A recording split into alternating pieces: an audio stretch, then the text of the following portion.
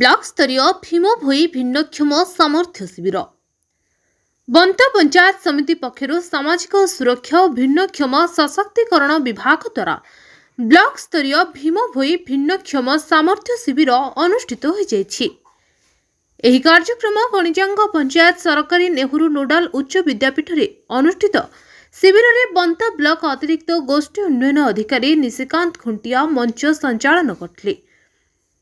एथिरे भंडारी पोखरी विधायक संजीव कुमार मल्लिक, भद्रक जिला परिषद अध्यक्ष प्रफुल्ल कुमार जेना, बंत ब्लॉक अध्यक्ष मनोरंजन घड़ई, सांसद प्रतिनिधि संतोष नायक, सरपंच रश्मिता सेठी, समिति सभ्य मनोरंजन सेठी, रामपुर सरपंच गिरिधारी साहू, ब्लॉक सभापति लक्ष्मीकांत महांती, बंत समिति सभ्य परमेश्वर बारिक, भीमसेन सामल, रंजन कुमार साहू, जगन्नाथ पाणिग्राही, निरंजन पाढ़ी, पंचायत कार्यनिर्वाही अधिकारी प्रफुल्ल पंडा प्रमुख अतिथि भावे भिन्नक्षम को मुख्य स्रोत में सामिल नहीं शिविर सहायक हो पारिबो बोली कहितले।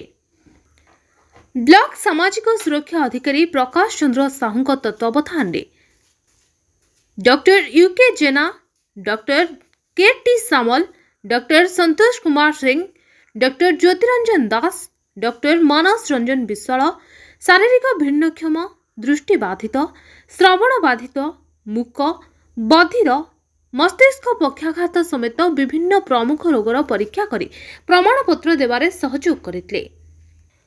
प्रारंभ में अतिथि जगतर नाथ जगन्नाथ फोटोचित्र रे पुष्पमाल्य अर्पण पूर्वक उद्घाटन करथिले।